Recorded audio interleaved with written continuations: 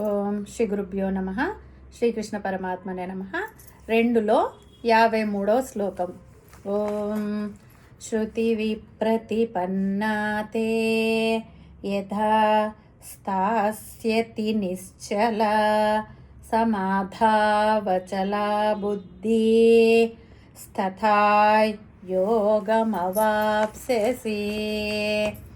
అంటే పరమాత్మ ఏం చెప్తున్నాడంటే, బాధ్యత, ఇష్టం,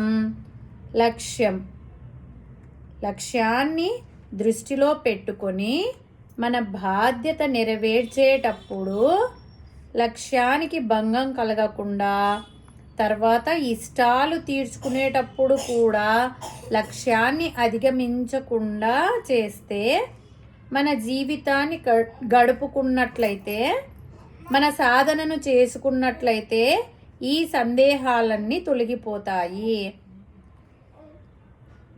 శృతి విప్రతిపన్నాతే. ఇప్పటికి మనం చాలా మాటలు విని ఉంటాము. ఈ పూజ చేస్తే ఆ ఫలితం వస్తుంది, ఈ హోమం చేస్తే ఈ ధనం వస్తుంది, ఈ యాగం చేస్తే ఇంకొక ఫలితం వస్తుంది. ఇలా చాలామంది చాలా మాటలు చెప్తూ ఉంటారు.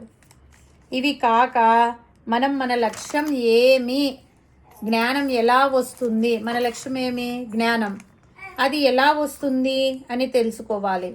మనిషే పుట్టినందుకు తత్వజ్ఞానమే తెలుసుకోవాలి.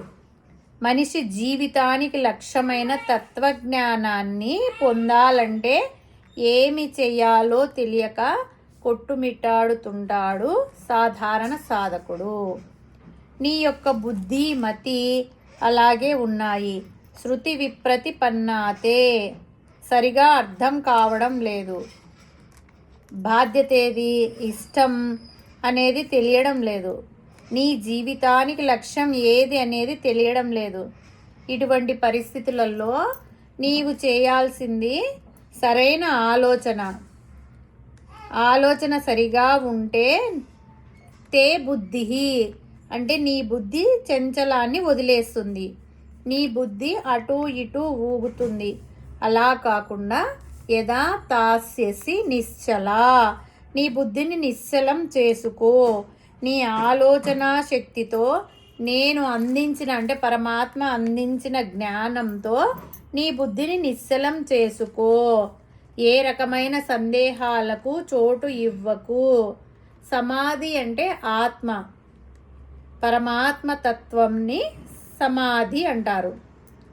సమాధౌ అచలా బుద్ధి, నీ యొక్క బుద్ధిని పరమాత్మ యందు నిశ్చలంగా స్థిరంగా ఉంచు. నీ బుద్ధి తత్వజ్ఞానంలో అచల స్థిరంగా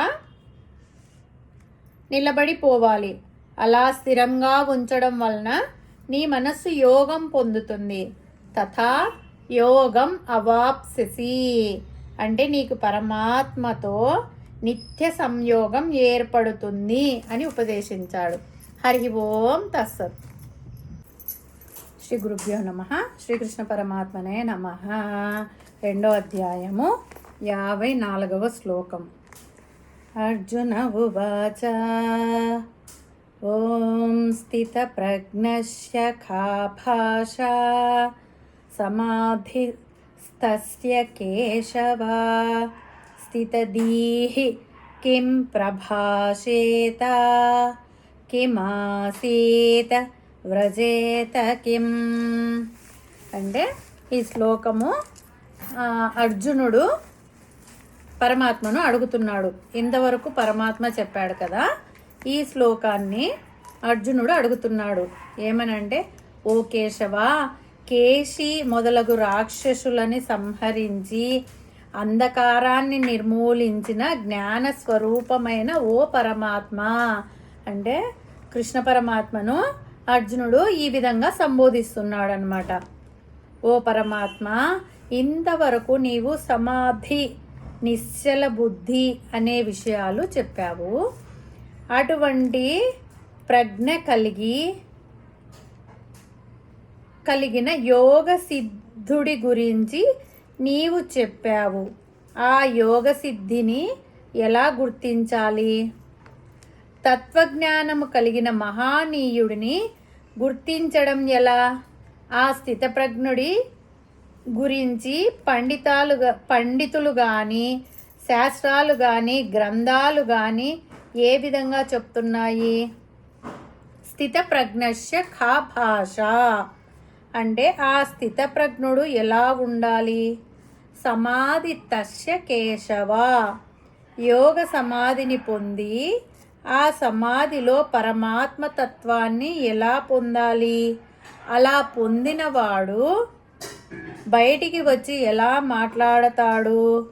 స్థితదీహి కిం ప్రభాషీత కిం ఆసీత వ్రజేత కిం, అతను ఎలా ఉంటాడు? అలాగే వ్రజేత కిం, ఏ రకంగా ఆయన వ్యవహరిస్తాడు? స్థితప్రజ్ఞుడు ఎలా ఉండాలి, ఎలా గుర్తించాలి? సమాధి నుంచి బయటికి వచ్చాక ఆయన ఎలా ప్రవర్తిస్తాడు?